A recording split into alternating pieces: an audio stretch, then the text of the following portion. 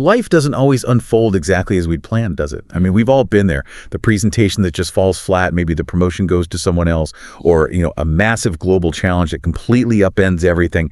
These moments, they really test us. They reveal vulnerabilities, push us to our absolute limits. But then comes the crucial question, doesn't it? Do we crumble under that pressure? Or do we somehow find the strength, that inner fortitude, to adapt and move forward? That ability right there, that's the very essence of resilience. And what's truly fascinating, I think, is that resilience isn't some rare, magical quality reserved for, a select few. Right. The science is actually incredibly clear on this. Resilience is really a set of skills and mindsets that anyone can develop. Like building a muscle. Exactly like building muscle strength. With consistent practice, with intention, you can absolutely cultivate it. It's about psychological agility, really, that capacity to bounce back, not just about being sort of inherently tough. Right, bouncing back. And today, we're going to connect that powerful idea, resilience, directly to its most fundamental building block, your physical health. Our sources make it abundantly clear that our bodies and minds, they aren't separate things at all. They're an integrated whole. And they profoundly influence how effectively we respond to life's inevitable challenges. So get ready as we take a deep dive into your physical health and resilience. It's all connected for optimal well-being. That's right. And for this deep dive, we've pulled together insights from a range of articles and research, all designed to give you a shortcut, really, to being well-informed on this vital topic. We'll explore the often overlooked dimensions of overall wellness, delve into the compelling science, and it really is compelling, showing how physical health directly impacts mental and emotional resilience. And the practical stuff, too. Oh, absolutely. And then equip you with practical strategies to strengthen this vital connection. Get ready to uncover some surprising facts and concrete tools to navigate life's stresses with, hopefully, greater confidence and ease. Okay, let's unpack this foundational idea first. When most of us hear health, our minds often jump straight to not being sick, right? The absence of illness. Yeah, that's the common view. But our sources push us to think bigger. They define wellness as a much broader concept. It's described as a conscious, deliberate, ongoing process, making choices for a more satisfying and fulfilling lifestyle. Indeed. It's a truly holistic perspective. And our sources break it down into 8 interconnected dimensions. There's physical wellness, which is, the obvious one maybe. Recognizing the need for physical activity, diet, sleep, nutrition, all that foundational stuff. Okay. Then emotional wellness. This is about developing skills and strategies to cope with stress, understanding, and managing your feelings effectively. Which is harder than it sounds sometimes. Absolutely. Then intellectual wellness. And this isn't just formal education. It's about cultivating curiosity, expanding your knowledge, maybe embracing new challenges like learning a skill or a complex hobby. Keeps the mind agile. Right, like you said, challenging yourself. I think intellectual wellness is one people often overlook, thinking it's just for students or something. Absolutely, it's lifelong. And then there's social wellness, developing that sense of connection, having a strong support system, nurturing healthy relationships. Crucial. Spiritual wellness is next, which involves searching for meaning and purpose in your life. And that looks different for everyone, of course.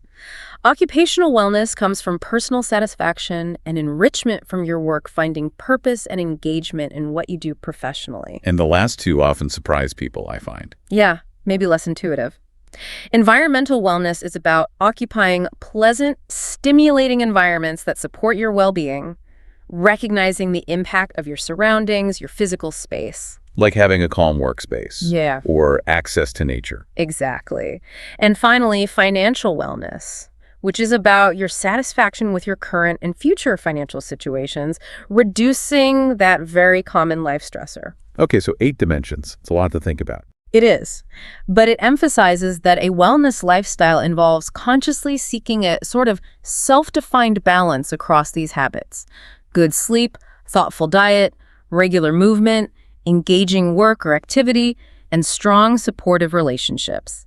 It's not just hitting the gym, it's truly holistic. Okay, so here's where it gets really interesting, and our sources really hit this home powerfully. The direct, undeniable link between our physical state and our capacity for psychological resilience. Like you said before, our body and brain are not separate systems, they're totally integrated. Just think about it simply.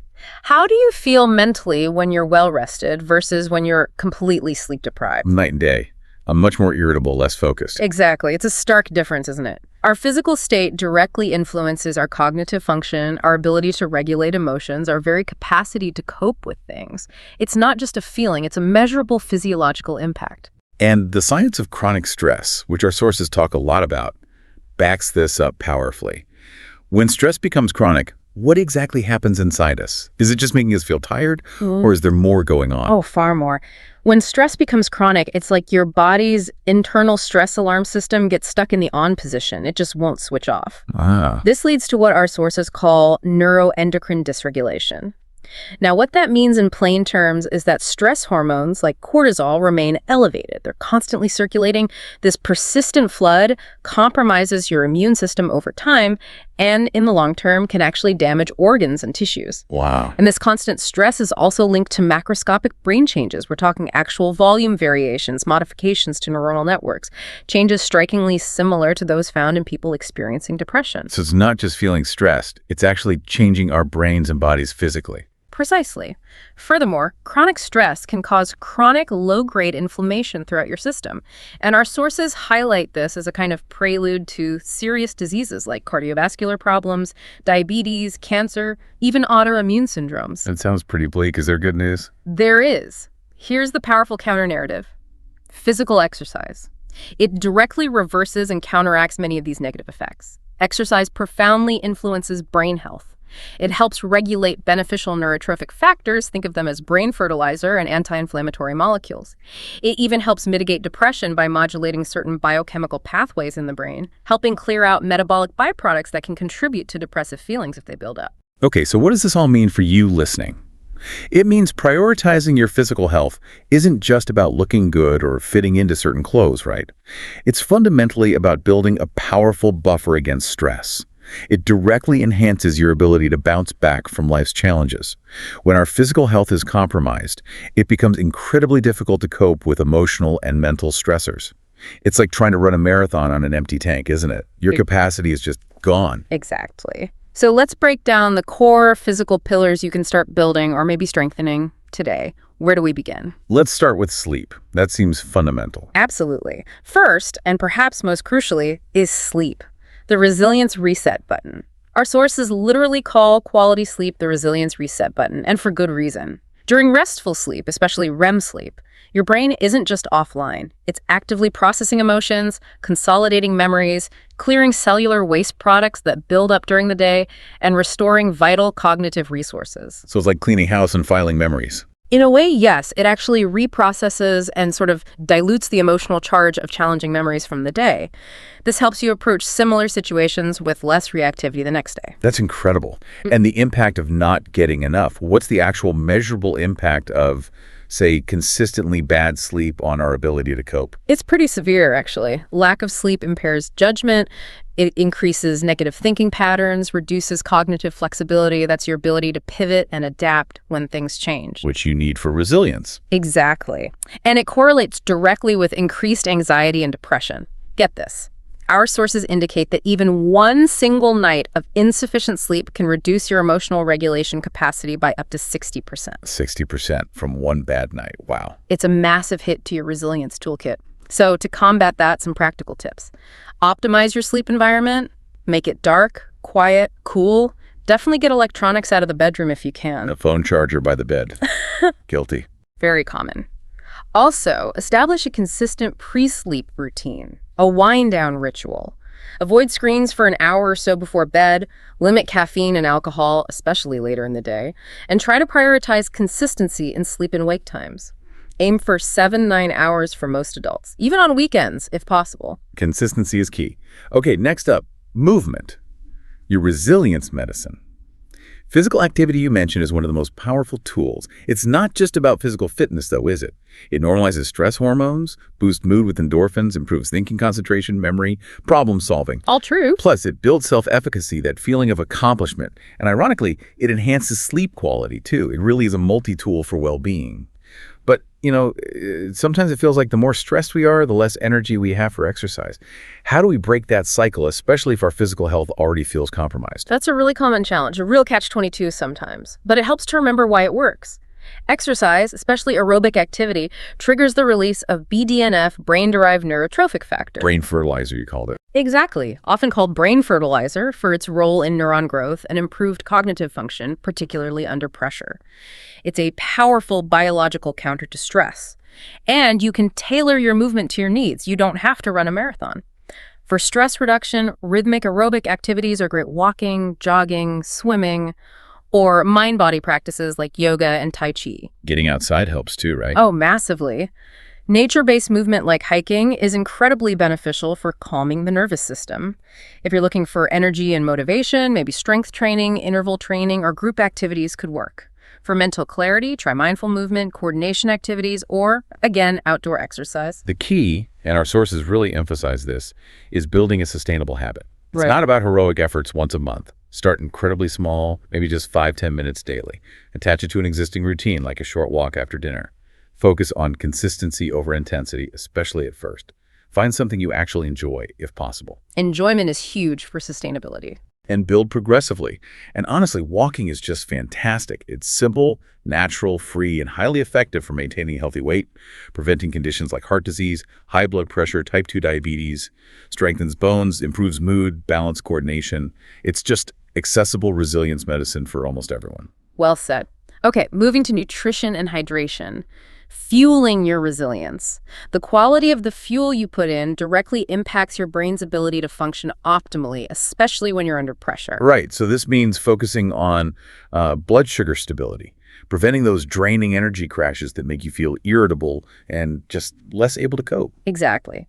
That means aiming for protein and healthy fats alongside your carbohydrates. Choosing complex carbs like whole grains and vegetables over simple sugars. Eating regularly to maintain steady energy levels. And specific nutrients for the brain. Yes, brain-supporting nutrients are crucial. Think omega-3 fatty acids found in fatty fish, walnuts, flax seeds. They're crucial building blocks for brain cells and actively help reduce inflammation. Antioxidants from colorful fruits and vegetables are key too. B vitamins, magnesium, vitamin D, these all play vital roles in brain function and mood regulation. And focusing on anti-inflammatory foods. Definitely. Emphasize those colorful plant foods, fruits, vegetables, herbs, spices, and try to significantly limit processed foods, sugary drinks, and unhealthy fats, which tend to promote inflammation. And hydration, often overlooked. So easily overlooked, but even mild dehydration impairs cognitive function and mood. It reduces concentration, increases anxiety, makes you feel foggy and sluggish. It sounds basic, but keeping water visible and accessible throughout your day acts as a powerful environmental cue. It bypasses willpower, helps ensure consistent hydration, which, as we've learned, is critical for cognitive sharpness and mood stability. Makes sense. Okay, finally, we have recovery rituals, the missing link. In our always-on culture, recovery is often seen as a luxury, or even like laziness. A sign of weakness, almost. Right. But resilience absolutely requires oscillation, that rhythm between periods of effort and periods of genuine recovery, not just constant output. It's a necessity for optimal performance, not a luxury. Yes, and recovery isn't just physical recovery from exercise, though that's important. There's mental and emotional recovery, too. And it's important to practice these at various timescales. We have micro-recovery. This can be just minutes long, like taking 60-second breathing breaks between demanding tasks to reset your focus and calm your nervous system. Simple but effective. Very. Then there's midi recovery, which takes hours, like taking a proper lunch break away from your desk. Or having an evening wind-down routine that signals to your brain it's time to switch off from work mode. And then there's macro recovery, which spans days or weeks, like taking full weekend days truly off without work obligations sneaking in, or using your vacation time for proper rest and renewal. Neglecting these leaves us constantly running on fumes. Running on fumes, that sums it up. So while physical health is foundational, as we've established, it's absolutely part of a larger interconnected web of resilience. When you've fueled and rested your body properly, you are undeniably better equipped to leverage all those other critical resilience skills we haven't focused on today, but are just as important. It's all connected. Precisely. Let's just briefly touch on how this physical foundation actually empowers those other critical resilience areas. Take your mindset, for instance. A rested and well-nourished brain is far better at cultivating a resilient mindset. It's simply easier to embrace a growth mindset. to reframe challenges, maybe using techniques like looking at personalization, pervasiveness, permanence, and to find meaning in difficulties when your basic physical needs are met. Yeah, try being optimistic when you're exhausted and hangry. Exactly, or take emotional intelligence. Self-awareness and self-management are significantly enhanced when your body's stress response system is balanced. You have more capacity. Physical regulation techniques, like the deep breathing we mentioned, are direct body-based methods to manage emotions in the moment. Much harder to access if you're physically depleted. Right. And think about support systems. Maintaining social connections, actively asking for help when you need it, building that resilience tribe around you.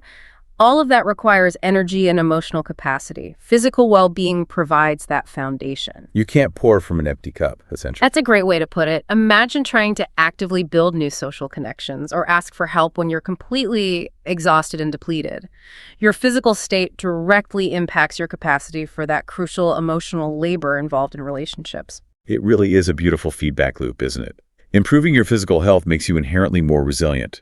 And then being more resilient empowers you to better maintain those healthy physical habits. It truly gives you the capacity, the bandwidth, to tackle everything else life throws at you with greater strength. So wrapping this up, what does all of this mean for you listening right now?